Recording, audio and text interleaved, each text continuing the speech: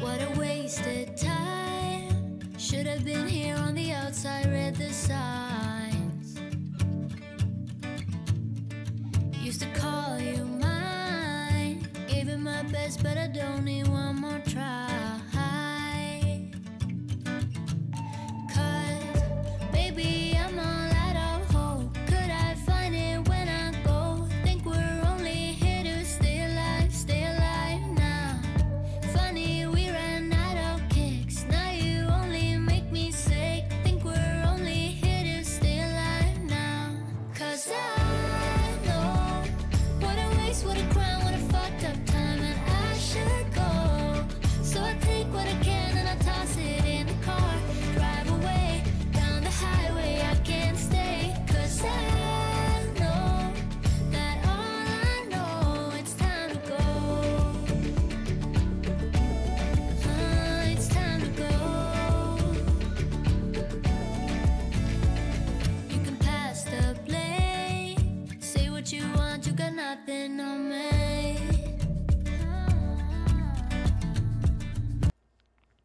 Hello guys, good morning. Good morning sa ating lahat. Isang nakakalokang morning to everyone, mga syalak.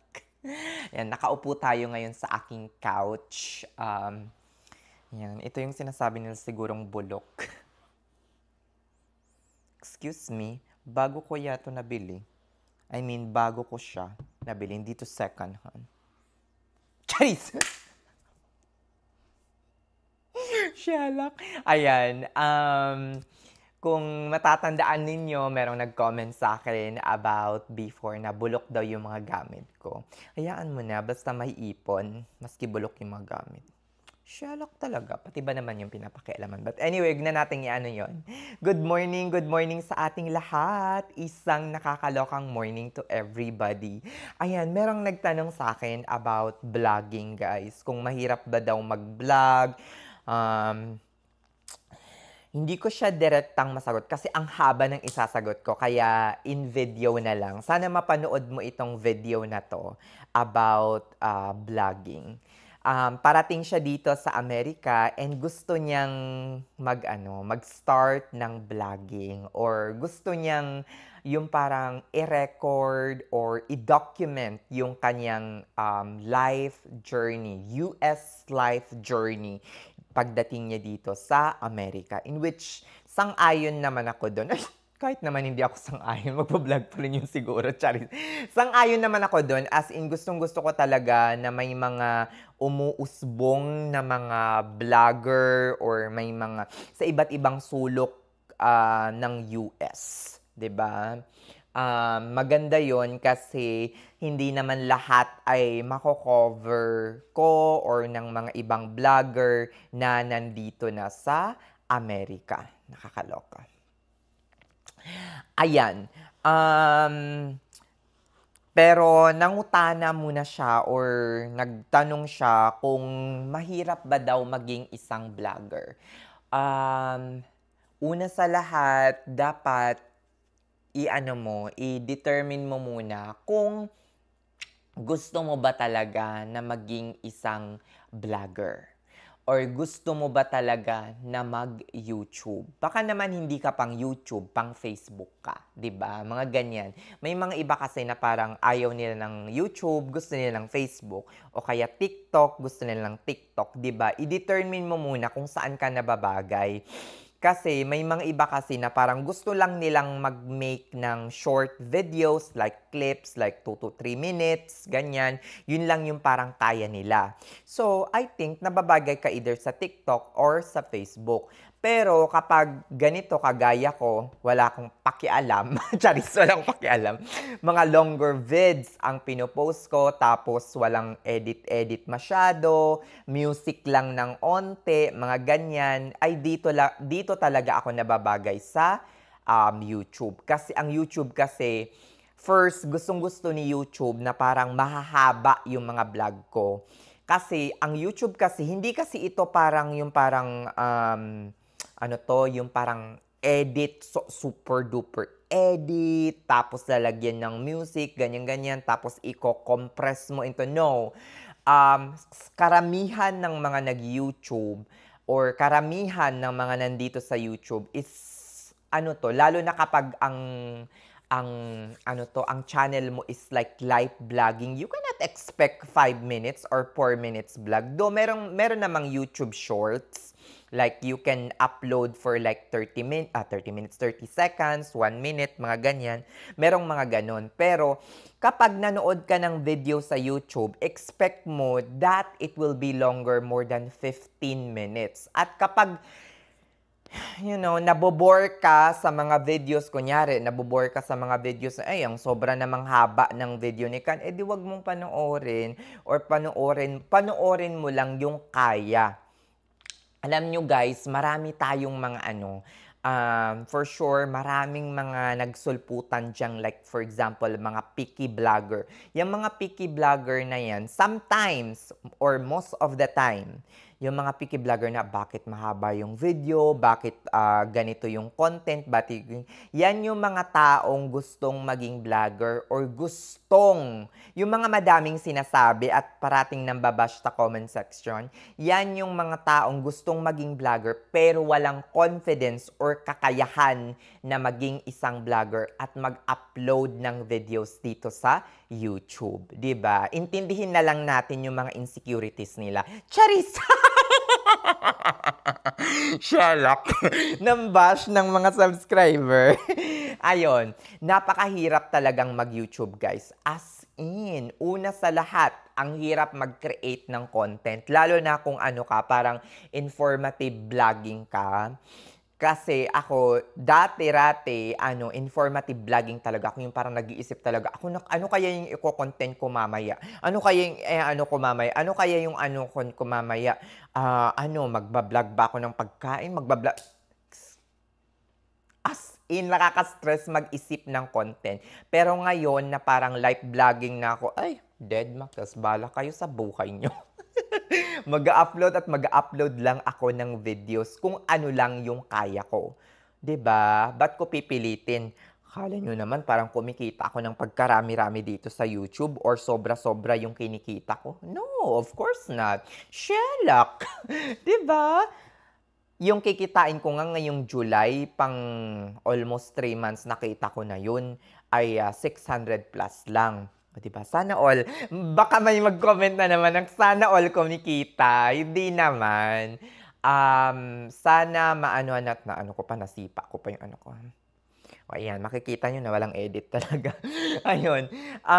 Hindi naman. Siguro, I'm thankful na kumikita ako mas onti-onti, pandagdag or pambili ng gamit para hindi na daw bulok, sabi ni Jack Ash. Sherlock. Ayun, napakahirap mag-YouTube. Una sa lahat, napakahirap mag-isip ng content. Pangalawa, hindi pa siya, parang magkakaroon ka pa ng, disappointment sa isa mong video na, for example, pinaghirapan mo ng sobra-sobra, pero wala pa lang nanood, 'di ba? So, mabuti na yung ganito kahit walang manood or mababa yung video count ay hindi ko naman pinaghirapan. Nagsalita lang ako. Umupo dito sa inyo, kaharap kayo, mga Sherlock, 'di ba? Yun lang, wala nang iba, 'di ba? So, wala. Hindi ako masyadong madidisappoint kasi nga hindi ako masyadong nag-Google ng panahon para lang mag-edit. Hindi naman sa sinasabi ko ay na wag kayong mag-edit or mag-edit kayo ganyan. Bahala kayo sa buhay nyo. Charis. Kung ano lang yung kaya ninyo. Kasi kung minsan nag-edit na kayo ng bonggang-bongga tapos wala pa lang nanood, diba? Nakakaloka din. O kaya, sasabihin ng iba, mag-edit ka, nurse cam, para mas lalong dumami yung mga subscribers mo, para mas lalo pang dumami at maging attractive yung videos. Diyos ko, Lord, wala akong ambisyon na maging sikat dito sa YouTube. Tigilan niyo ako sa mga ganyang comment. Diyos ko, Lord. Sherlock. Woo! So, kung tanong ay napakahirap talaga. As in. Huwag niyong kumbinsihin or ipasok sa utak ninyo na kikita kayo ng malaki dito sa YouTube kasi lalo pat kung nagsisimula pa lang kayo at hindi pa nga kayo monetize, 'di ba?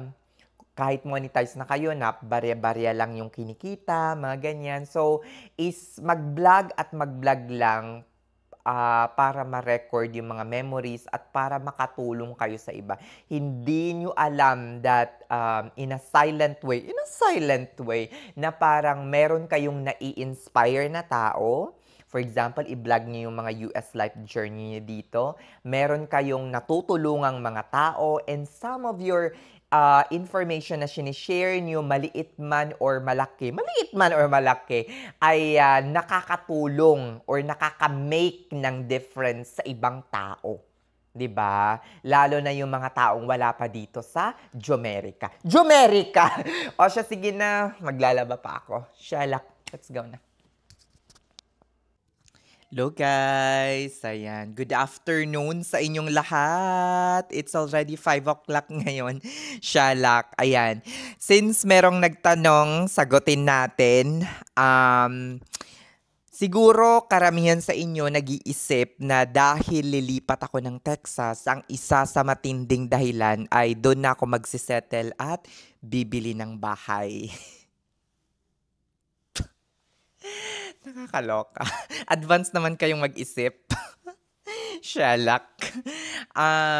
Sa totoo lang, isa yan sa mga pinag-isipan ko noon kung bibili ba ako or hindi ng bahay. Kasi maraming mga tao ang nagsasabi ng yung pagkarating ko pa lang dito sa Amerika na gusto nilang bumili ng bahay,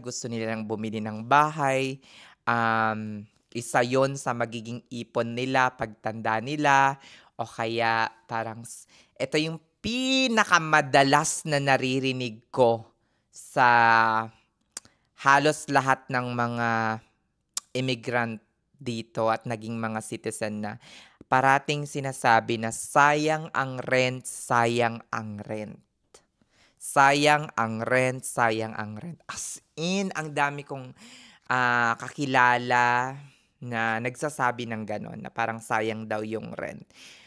Ang pinagtataka ko naman, ito lang ang pinagtataka ko lang is bakit marami sa mga Amerikano dito ang imbes na i-retain yung kanilang bahay ay mas lalo pa nilang benenta at nag-rent na lamang.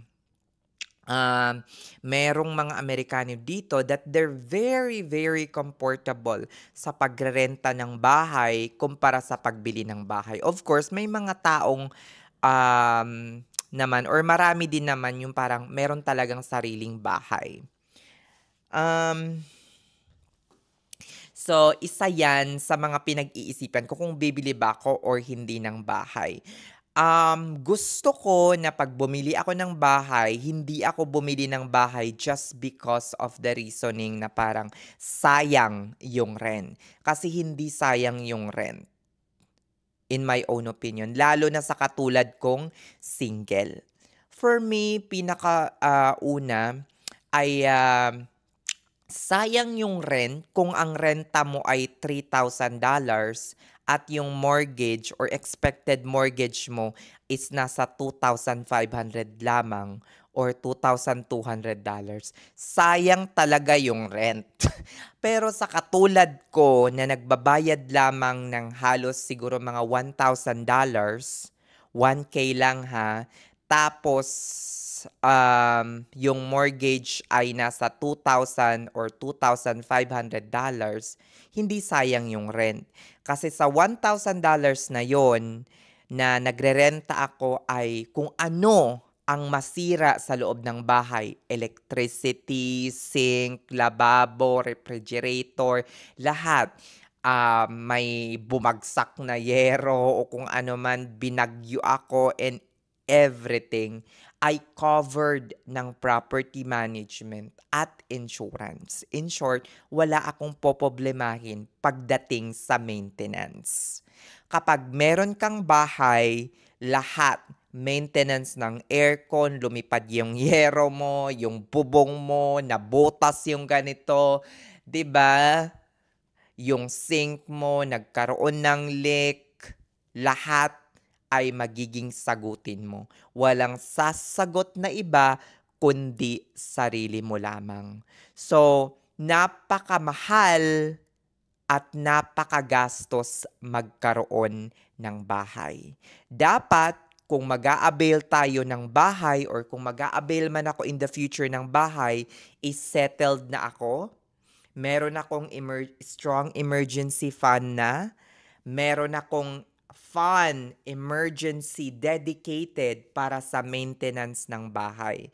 Kasi alam nyo, yes, sa totoo lang, nag-i-increase naman talaga yung halaga ng bahay over time. Right? Yes, sabihin na natin, yung parang kunyari, sa $150,000 o kaya $200,000 na imo-mortgage mo, for example, $200,000. Yes, sabihin natin na after on a 30-year mortgage, ang total na babayaran mo ay triple. Hindi syempre exact yung total na babayaran mo, 'di ba?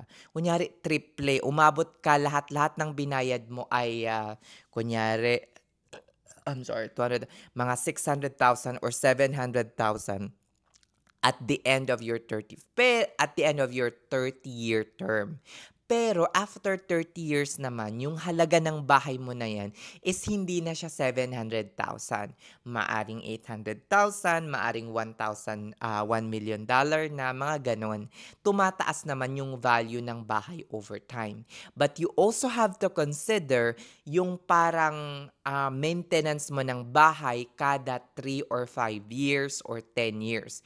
Imposible na wala kang gagastusin pagdating sa yero, pagdating sa loob ng bahay na kailangang i-fix. Lahat ng gamit mo sa loob ng bahay ay nasisira, 'di ba? So meron at meron kang ilalabas na pera para ma-maintain yung value ng bahay. Either every 3 years, every 5 years, or every 10 years. So, for me, in my case, kaya ako ngayon halos walang balak na kumuha ng bahay is because I am single. Gusto ko ng flexibility na anytime makakapag-move ako from one state to another kung gugustuhin ko. 'Di ba? Kung siguro meron kayong family, hindi ko naman sinasabing wag kayong kumuha ng bahay. Natanong lang kasi ako about this and gusto kong i-clarify na parang baka sabihan na naman ako in the future na seniors ka, 5 years na, 6 years na, 8 years na, 9 years na, 10 years na nasa Amerika pero hindi pa kumukuha ng bahay. Sayang ang rent. La ilaha illallah Muhammad Rasulullah. Sayang ang rent. Yung totoo, guys. Ay, naku, nakakaloka talaga itong yung parang sayang yung rent, ganyan-ganyan. 'Di ba? Tapos sasabihin pa, plus iaano nyo pa ako na parang about sa pag nag-post ako about, ay, kasi pag gumawa kayo ng bahay, nagbabayad kayo ng property tax. Pag naka-mortgage ko, hindi ka nagbabayad ng property tax. Pweh! Nakakaloka kayo! Excuse me, kahit nagre-renta pa kayo, nagmo-mortgage pa kayo, guys, hindi nga kayo magbabayad ng property tax at the end of the year. Pero, tingnan ninyo sa inyong mortgage breakdown. Nandoon na. Nagbabayad kayo ng property tax, Diyos ko Lord, buwan-buwan. Para sa bahay na minomortgage nyo ngayon. Hindi nyo lang yan babayaran kada taon, pero nakakalculate na yan sa mortgage ninyo. Kaya lokohin yung nenang nung hindi kayo nagbabayad ng ng property tax. Diba? Nakakaloka. Kaya nga karamihan ng mga matatandang Amerikano dito na mga retired na, pinagbebenta nila yung bahay nila at nagrent na lamang kasi konti na yung pumapasok sa kanilang social security benefits, tapos nagbabayad pa sila ng property tax sa property that they have already owned and paid in full. 'Di ba? Taon-taon, merong property tax.